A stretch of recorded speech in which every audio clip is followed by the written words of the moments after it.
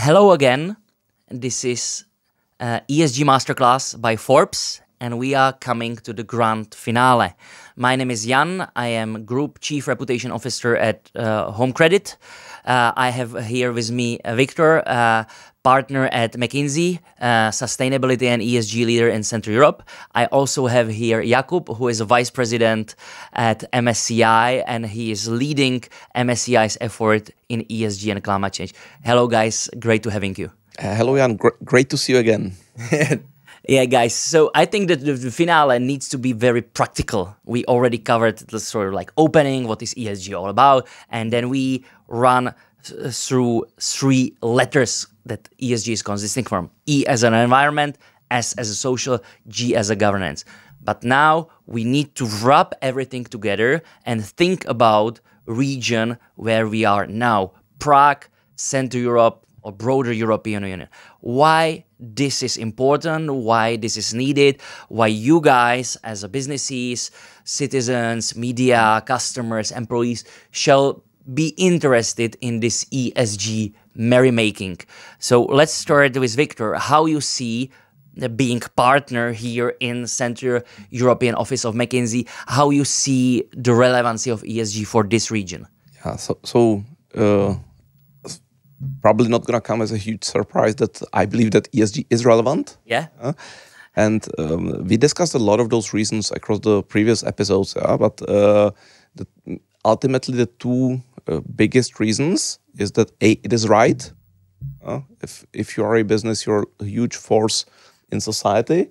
And we are currently at a point in time and also at a point in terms of our economic development where we fortunately can afford to care about environment, about impact businesses on society, and on businesses being well governed. So it is the right thing to do.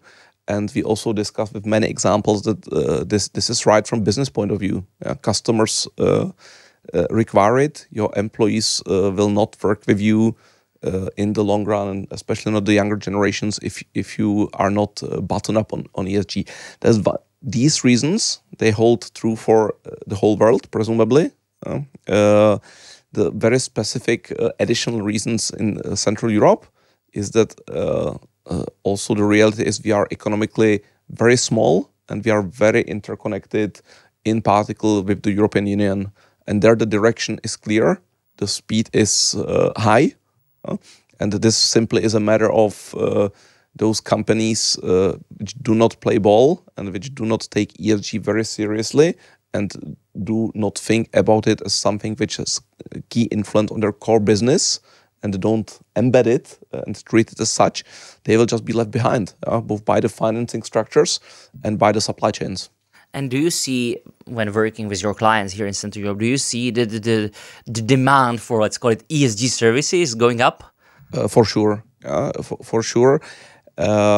It's the financial sector, once again, is a great transmission mechanism.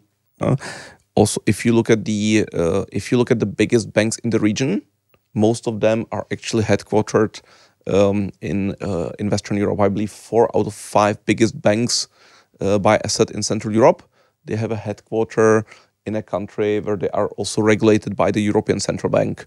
If you are currently a bank which is regulated by European Central Bank, you really care about knowing how much carbon you are financing. You really care about rotating your portfolio. And again, we're coming to this 50% over the next 10 years. You really care about cutting your finance emissions by 50%. You really care to know the ESG profile of your customers. And that's percolating through the economy. And right now, if you are a big company looking for a loan, you already for sure are filing ESG report and filling out ESG questionnaires. Otherwise, you will not have access to financing. Also for the smaller companies and in the long manufacturing supply chains, that's another huge influence. We're in Central Europe, we are export economies, exporting anything between 50 to 80% of our gross domestic product. Now talking about gross exports. And again, lots of this goes to Europe, goes to European Union, and ends up eventually ends up in the products of really large companies, which do increasingly care about not just their own carbon footprint, not just their own environmental profile, not just their own labor conditions, but they care about every step of the value chain and every step of the supply chain. And if companies want to stay in those supply chains, they will need to transform unless their standards are high already. Yeah, absolutely. So Jakub and me, we don't currently live in Czech Republic or Central Europe or Europe. We live in Hong Kong, but we of course see the regulation being cooked here. And European Union is well known for being really like, you know, prudent regulator, and its regulations are being disseminated, you know, also, you know, outside the European Union. We saw it with GDPR, and it will then affect the investors globally, not only the companies here in the region or in wider European Union.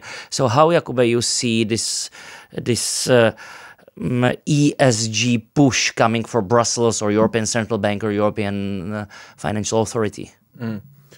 As you said, before we get into maybe, you know, sorry, a little more details and technicalities on the European Green Deal and so on. Again, I feel like, you know, we wanted to bring the topic of ESG closer to the listeners, really tell them how it affects them. And I would say maybe still some feel like that, okay, like I'm actually not the decision maker at the company, so I cannot do anything with it. You know, I don't really invest on the market, so it doesn't affect me really from that perspective. I think in CE, it's again a heritage of our past that I think many people, especially, you know, retail investors, so private individuals, they are not as active on financial market. There is still some level of skepticism, you know, or even fear from the market. But what is important to realize, even if you are one of these people that I just described, that all of us are investors through our pension contributions, right? So even if you think you have nothing to do with investments with the financial market, you do, because whether through your employee or you do it on your own, you do contribute towards your pension. And of course, you know, big chunk of it is being invested on the financial market, right? So let's not discount this. These topics affect our pension in the end, or most of our pensions, which I would say, of course, we care about very much so. So I would say that if you know that this is the case, whoever is the manager of your pension money or pension contributions, you would probably like them to take these things into account, because as we explained before, they are relevant. They are relevant for how the businesses perform, and by extension, they are relevant for how the investments in these businesses perform. And again, this is your money, even though you maybe not think about it that way. So this is what I definitely wanted to say in the CE context, because I know how the financial markets are viewed by and large here, that we are participating on that. Now to your question, and I'll definitely want to hear from Viktor more, being the expert on you know, the EU Green Deal and how basically it affects the businesses, whether it's energy or others. I mean, we have this huge concept, you know, coming from Europe. It's both regulation, it's, you know, targets being planned, but also it's a huge investment plan, right? You know, whether it's a direct investment, lending money, and so on. There are also many different areas that this Green Deal would concern, right? It is cleaner energy. It is also cleaner means of transportation, right? It is about agriculture. It is about preserving our beautiful European biodiversity, right? So again, you know, talking about all of these different kind of environmental things, I would again, you know, I would probably struggle to find a person that is not affected by these, right? Whether you work in companies, whether you invest, or whether you just live in Europe. Let me take the cue of living in Europe, and let me also veer off script a little bit here, because what I'd really be interested is, both of you have now lived in Asia for a while. At the same time, you grew up here in Central Europe, so you know the culture, you know the countries. Looking with this insider-outsider view, and looking from Asia, if you hear Central Europe and ESG, what's the first associations? We don't hear anything. That's the association. So this is a global topic. It's becoming debated everywhere, either as a big vision, and I don't say it ironically, but in the vision, let's save the world. We have only one planet. let's fight the climate change. So this is like sort of like Western approach, or Eastern approach is very pragmatic. Hey guys, we want to breathe clean air. We don't want to have pollution in our cities. We don't want to have, contaminated waters and lakes. We don't want to have a problem with our cities falling down to the sea. So it's a big topic everywhere. And in Central Europe, unfortunately, it's a combination of skepticism, or, hey, this is being cooked somewhere far, far away. It won't touch me. And also because there are so many other things happening in the world. So this won't happen. Let's not think about it. So, and this is what I see. And this is a problem coming not only from downstream, like the companies and citizens and people and media, but it's also a problem of upstream, either from Brussels or national governments. They should educate people more, and also to listen to their thinking about ESG. We already talked multiple times of bringing in into equation factor of time, that you cannot like change the world in a minute. The greenwashing, the marketing game, also maybe to be too heavy on E and not listening that other parts, for example, in our case, Europe, thinking a bit differently, and that you need to bring them in by maybe to talk a little bit more about social, maybe some PPP projects, maybe that, with ESG money, we will be able to, build new schools or hospital, or, create a better infrastructure, whatever, or maybe micro businesses, maybe supporting NGOs and causes. So this I miss. This is what I, also as a former civil servant in this country, this is what I'm missing from this. Like, let's bring the debate closer to the people. It cannot be only like, hey guys, I am the big guy from Brussels and, I'm now changing the world, whether you like it or not. It's democracy at the end. So this is why the skepticism is here. What I believe, it will stay. Similar to GDPR that everybody laughed at first. And then people started to like panic. Hey, it's coming from 1st of January. Let's do something about it. Let's create a policy inside the company. Let's change the processes. So this is what I see.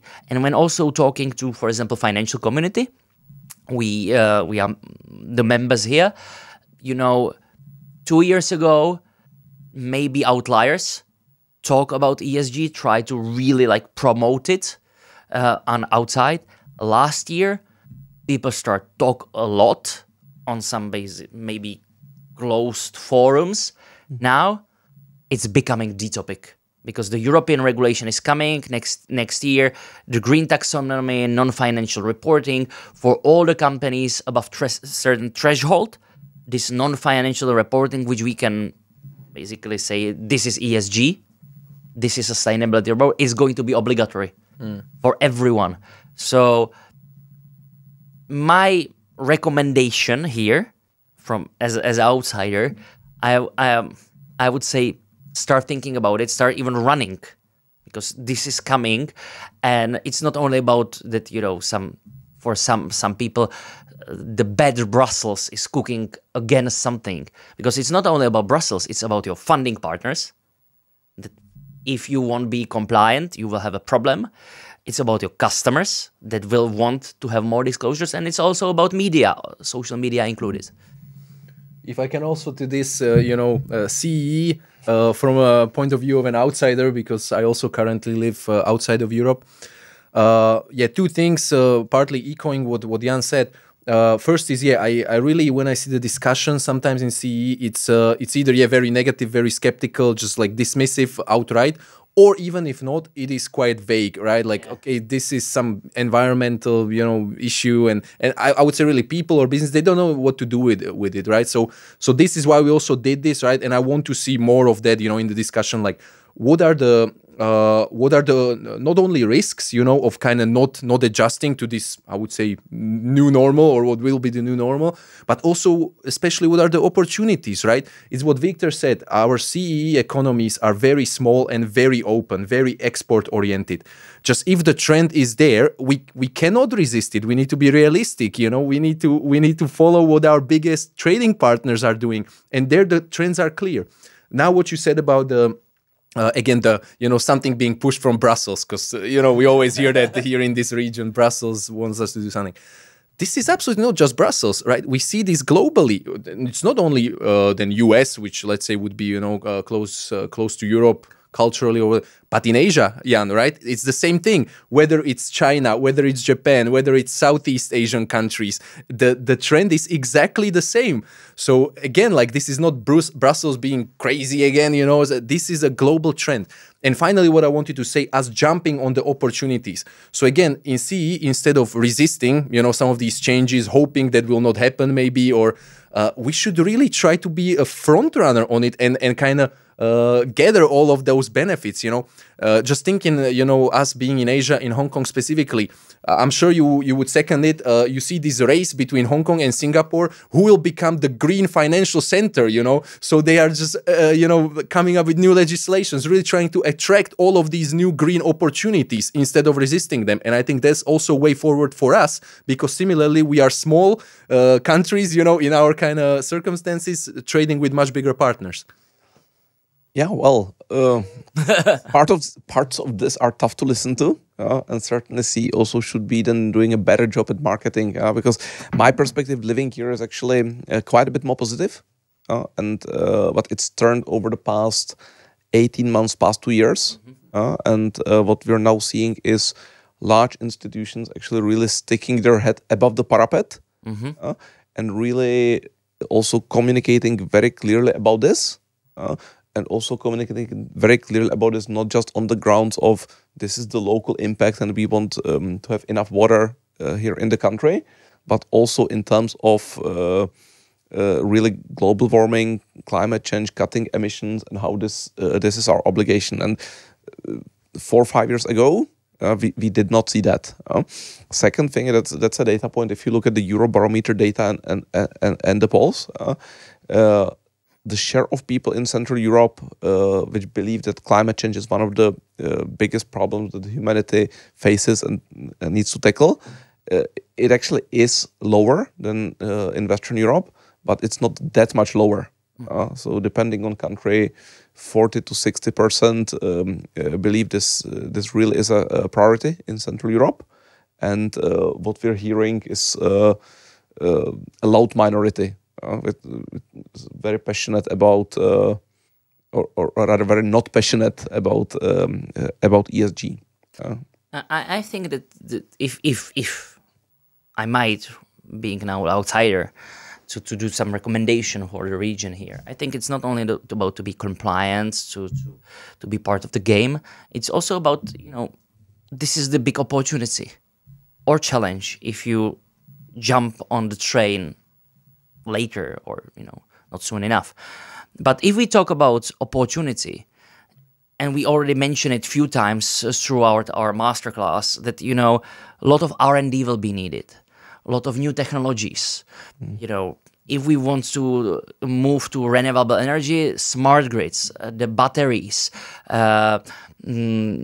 renewable wind farms. This is something that this region, smart manufacturing, this region always been a hub for this. We have good technical universities, we have good manufacturers, we have super smart people, innovators. So this is, I think, big opportunity how to be part of the change, and also how to help the economy and how the businesses can make money. I think you've nailed it. There is no transmission in an electric vehicle, but there is transmission in a wind turbine. Very well said. Very well said. So I think if we wrap this first part of our debate, the ESG in Central Europe is becoming a topic. We differ how much companies or broader society is moving towards it. It will have to move much faster because this European regulations or big banks regulations that they self-imposed in their governance, as we already spoke about it. It's coming very, very fast. So let's be part of the change. Let's think about how we can use it innovatively to support our economy at large, because nothing stay the same. economies are changing, businesses are coming, businesses are disappearing. So let's think how our Central European manufacturing and innovation hub can be part of it. So certainly hope that once you get bored of Hong Kong, then we will see you here in the region driving ESG and helping to make exactly this happen. Yeah. Maybe yes. Let's see. I think that also this is what we are trying to do with this podcast or masterclass to sort of like disseminate the knowledge or how we see these things are being developing and evolving. Now let's wrap up the whole series. Let's zoom out from Central Europe. It's 2022. ESG is happening everywhere. Regulators, businesses, customers, media are talking about it. They don't necessarily call it ESG. They can call it climate change fight. They can call it sustainability. They can call it, the carbon neutrality or, the economic transition. Different people speak differently and they also understand differently. But the movement is here. So each of you, if you can wrap up the whole series and your sort of like vision for the future, what will happen not in 2050 because it's kingdom far away, but how you see that this topic will be evolving in upcoming 3-5 years. Viktor, let's start with you. So I think that lots of things will become much more clearer than they are now. As we discussed right now, there is a very clear direction of travel. Mm-hmm. Lots of the detail is still missing. Mm-hmm. And again, as we already discussed, at no point will there be full clarity, but I would expect there to be quite a bit more clarity and lots of those structures and precedents to be appearing. Second thing, and we might just take the Russian invasion of Ukraine. ESG will need to be resilient to a lot of unexpected events and black swans. Would have been naive to think that nothing remarkable or nothing bad would happen between 2020 and 2050. Mm-hmm. That's something which adds another layer of complexity and makes this even more difficult. But we just need to find a way to make this resilient and to also carry at least the vast majority of people with us on the journey to ESG. For me, ultimately, this is around science and science having served humanity very well. The contribution of science to managing and largely beating the COVID pandemic, or at least in Europe, the contribution of science has been incredible, and we've been watching it live. And it's the same science which is telling us what happens if we don't act on greenhouse gas emissions. And I just think that's a very compelling reason to act. Great, Jakub, how about you? Some last words of wisdom.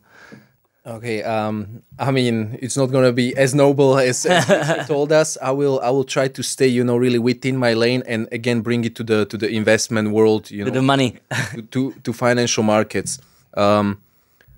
I think, that now, and it's clear, really from our conversations with our clients, but also from the numbers that we showed and talked about, I think we are really past this point where investors especially have been dismissive of ESG or sustainability in the investment world or financial world, really thinking that kind of paying attention to these things or even like investing money in this way, that it's basically something like a charity, right? That it's you kind of say goodbye to that money, but you do something that is good, right? So I think we are now past that point that investors are understanding that this is not the case, but ESG is all around us, and they just need to be cognizant of it, in making their investment decisions. And I think we will much more explore the ways of how to do it. So again, related to this, as I say, kind of not even understanding maybe how it's done. Still, there would be many people or investors who think the only way how to kind of invest in a, let's say, environmentally friendly way would be to divest from all the companies that are considered to be environmentally damaging, right? That I just don't buy them, you know, I exclude them from my investment. But of course, that is one of the ways, but only one, you know. There are many other ways, you know. You can just kind of integrate the different ESG factors in your entire investment process, right? And compare the companies, you know, among each other and say, okay, this one is clearly, you know, paying more attention to it, doing better. I feel like its prospects for the future are better than the other ones, so I maybe choose this one over the other one. Then we have the whole area of impact investing, as we call it, right? So that you really do invest with the purpose of bringing either environmental or social benefits, right? So this can be, you know, like following the different sustainable development goals that were developed by the United Nations, right? So it's such a beautifully broad area, and I feel like that finally the investors are really once again past the point of you know, kind of what to do, or I just stay away from something, and are exploring on how to do it the best way. And yeah, looking forward to that. So in short, it's progress. Absolutely. Hanzo. I think when I look really zoom out, not only from Central Europe but also from the world, and see it like, you know, from outside, we have only one planet, not only environmentally but also societally. The planet is changing. Environmentally, climate change, we talk about a million times. Societally, the world's been changing, and it's faster and faster every year. From shareholder capitalism, we move to stakeholder one. People would like to have more information about the businesses. They have new tools how to communicate, whether they like the service or product or not. Social media and their immense power that, you know, not only companies or media are using, but also investors and the rating agencies are more and more looking not only on hard data, but also what is being debated and talk about the companies, whether there is not some unhappy, pissed customer that is going viral, and we talk about whistleblowers as well. So everything is changing. It's not only the West, it's also Asia, Latin America, Africa. The whole world is moving in one direction.